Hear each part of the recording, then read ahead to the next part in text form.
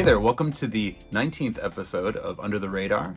My episode last was on The Stereo and their album 300, and The Stereo reposted it on their Facebook page, the episode that is. So very, very thankful to them for doing that. Huge fan of that band.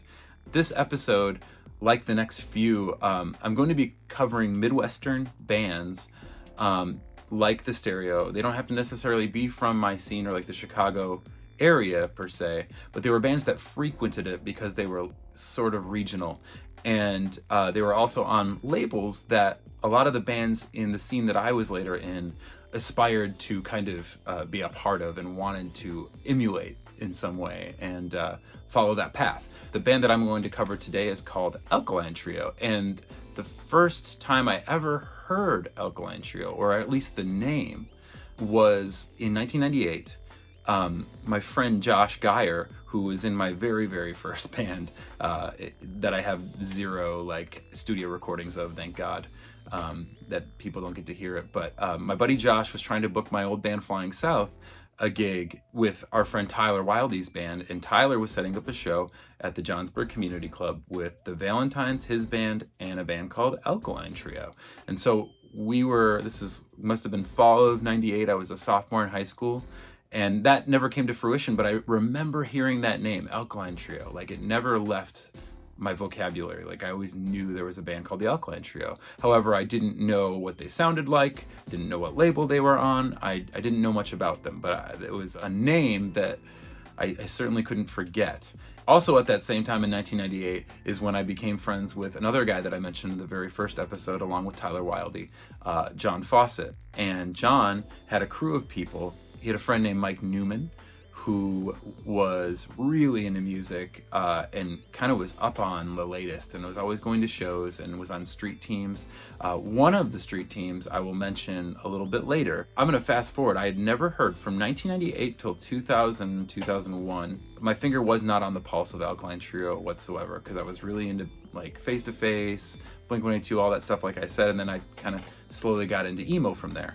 So going back to the last episode, I was at that Fuel by Ramen booth. I picked up this compilation that I talked about in the last episode. And on this comp was an ALKALINE TRIO song from their album, Maybe I'll Catch Fire. The song is called Sleepyhead. Now, I've always had a thing about reading the insides of the albums that I buy. I'm just really into that. I'm very nerdy and meticulous about reading the thank yous and who books who and the label, where it was recorded. I just love all that, the liner notes. Like, that's just something that is a part of my being. And in this comp, I remember it being mentioned that ALKALINE TRIO was going to be doing a split with one of the Fuel by Ramen bands called Blue Line Medic, who I also started to really like at that time. That never came to fruition. But also notable was that ALKALINE TRIO's label that they were on was Asian Man Records. And I was like, okay. I think for whatever reason, I just always assumed that Asian Man was a ska label, so I kind of missed the just straight punk music and other things that started to come out from 98 to 2000, 2001. Also, something I'd like to note is that I found this form that I had filled out that I was supposed to order some of the Fuel by Ramen merch from the compilation, and there were some questions on it. And just to give you an idea of this era, this was in 2000. One of the info that you're supposed to fill out is your email address. I didn't have an email address. Like, I just put nada. And then the last question, how many hours do you spend online per week? To which I replied, none. Kind of a mind blower. So even after hearing the song on this comp, I didn't really get into ALKALINE TRIO right away. And I remember working at a shoe store where there was a guy that was going to be a student teacher at our high school that was working with me at the time. And he was in a band that was local from a few years back called Educate, I think. It was a punk rock band. He gave me a 7-inch of the band. Anyhow, his name was John, I believe. And he was telling me, if you're going to be doing a band and you're going to be playing shows, you should really check out ALKALINE TRIO because they're really blowing up right now. It's actually got, he said it's got Danny from Slapstick in it. And I was like, oh, Slapstick, Asian Man. Like, it went back to that Misfits of Ska, Asian Man. Continuously, word of mouth kept getting around about this band, ALKALINE TRIO. In different ways, I was slowly being educated on them. So again, this is 2000, and I was attending music theory class with my buddy John Fawcett, and my favorite band was Jimmy Eat World at the time, and they had just put out this singles collection of all their 7-inches and comp tracks, just all the out-of-print stuff of theirs that wasn't on their full lengths or EP.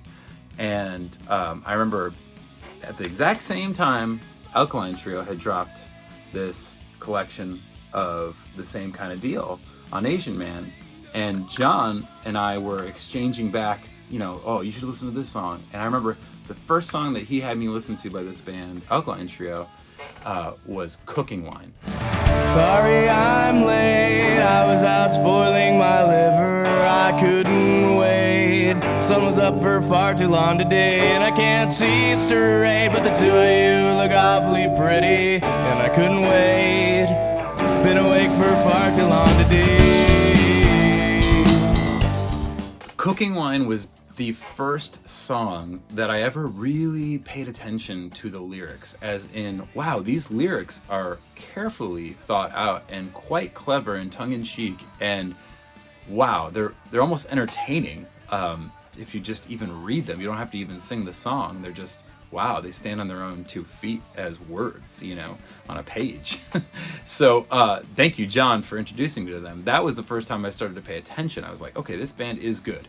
But I didn't borrow any of the records. I was really into the Jimmy Eat World thing. I was really, also at the time, our buddy Mike Newman was on these street teams and stuff, and he was always going to shows and handing out things. So the big street team that Mike was on was called Vagrant. They really, again, he was on this street team, I feel like from 98 till probably 2002 or something like that, maybe even 3. I don't remember when they stopped mailing him stuff, but this was a very tiny label, like an Asian Man, at the time. The only releases that they had put out, I think Mike was handing out free boxer stickers or No Motive, Face to Face, and the Hippos, because I think Fuel by Ramen had put out the Hippos' first record with Vagrant. It was like a co-release. So they really had the Hippos, this comp, Boxer, and then I guess the biggest at the time would have been Face to Face's live record. So here we are now, fast forwarding 2000. I didn't realize that Vagrant was becoming such a big deal. And I remember John Fawcett coming in Music Theory one day, and he said, yo, Alkaline Trio is opening for Blink-182 on their new tour. And I think he came in with all these promo stickers from Mike Newman. Like, there were stickers all over our school. This must have been March of 2001. And that's when I was like, what? Like, are you kidding? Like, they're opening, wow, they really blew up. And wow, Vagrant really blew up. Why? Like, cause I was like, why would a band side to Vagrant, like, if they were already on Asian Man? Cause I thought that they were pretty much at the same level last I had really checked in with Vagrant. But, apparently the Get Up Kids really made that label pop off hard. And that's when they started signing bigger bands. And Alkaline Trio is one of those bigger bands that continued Vagrant's trajectory. Now, the trio was formed by singer and guitarist Matt Skiba. I think the opener to this record is one of the greatest Alkaline Trio songs. It's called Private Eye.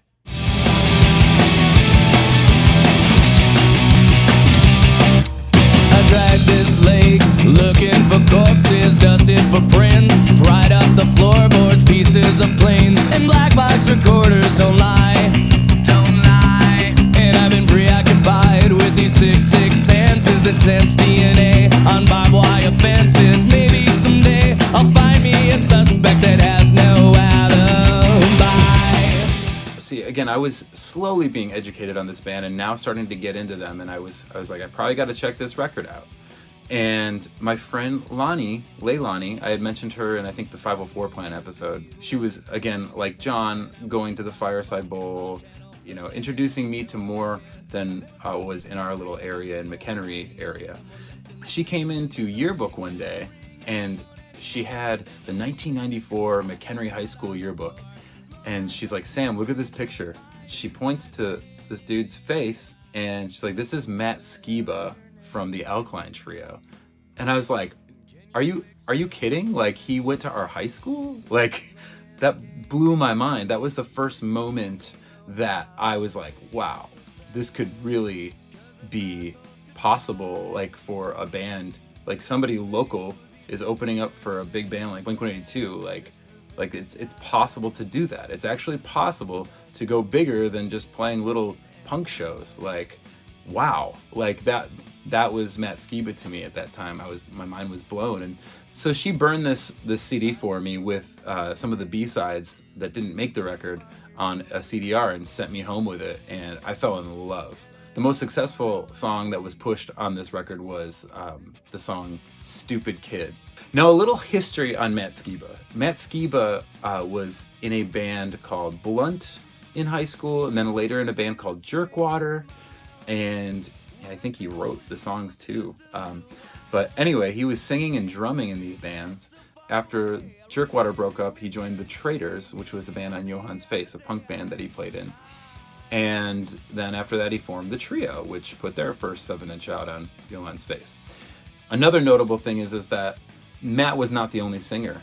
The other singer of the band was Danny, who had previously been in Slapstick and Tuesday. And if you've never heard Tuesday, y'all need to get a listen on that Freewheelin' record that Asian Man released on, I think it was 1997. Great record. But Danny had more of this Elvis Costello-ish like croon. I think my favorite Danny song on this record is I'm Dying Tomorrow. I'm dying tomorrow in this house, this street, Chicago. I'm dying tomorrow. Did I do it right? Did I remember to sleep in, take lots of pills, commit irreversible sins? Did I at least try to kiss the prettiest girl at the right time? Definitely Danny's voice is a very finessed one. And this is my favorite Trio record, by the way. This is the one for me. This is just, I think everything up to this record, that's my favorite era of Trio. I also really enjoyed the Hot Water Music split, but there were also some B-sides on this record, you know, that didn't make it and that ended up going on the Remains collection later on Vagrant as well. They had a Hell Yes 7-inch with 2 songs that was on Lookout Records. They had a cover of Berlin's Metro and also a song called Dead End Road that were recorded at Pachyderm during those sessions. Another notable thing is that at the time, this is the only Trio record that had Mike Folemley in it. And Mike Folemley was from the band Smoking Popes, and I believe Buddyhead, if you've never heard of Buddyhead, but Buddyhead was like kind of an indie website that did reviews of bands and poked a lot of fun at a lot of different things. Trio often was made fun of. I think like one of the reviews of one of their older records on Asian Man was like, wow, this band covers Smoking Popes better than Smoking Popes. And it's funny because later Mike Flumley from Smoking Popes would join the band. And by the time Derek Grant had joined the band from Suicide Machines, I think they had posted something like, well, Derek Grant joined Alkaline Trio, so we can't make fun of them anymore. So, but I would agree that Alkaline Trio's sound was very reminiscent of Smoking Popes mixed with Jawbreaker with a Misfits image, almost a very dark, kind of vibe to it. They definitely had their own blend of all those things that was the perfect storm at the time. So yeah, go do yourself a favor. This is 2001. I think this was what really propelled Trio to the next level, was signing to Vagrant, touring with all those Vagrant bands and multiple other bands. If you've never heard them before, you should probably start with this one. I mean, unless you just want something way more polished, or if you like the old stuff, go for that. Feel free to leave a comment about like the first band or artist that was maybe from your area that gave you that confidence to go for it yourself, because that was Alkaline Trio and Matt Skiba for me. That all being said, I don't really have a whole lot to report on the Slave to Servant front, other than I've just been working on props for the Mutton video. Got to film some action sequences, that's about it. But I'm planning on dropping some stuff soon. Thanks for sticking with me, and feel free to interact, feel free to reach out. Slavetoservant.com, slavetoservant.bandcamp.com, or slavetoservant@gmail.com is my email address. Thanks for your time.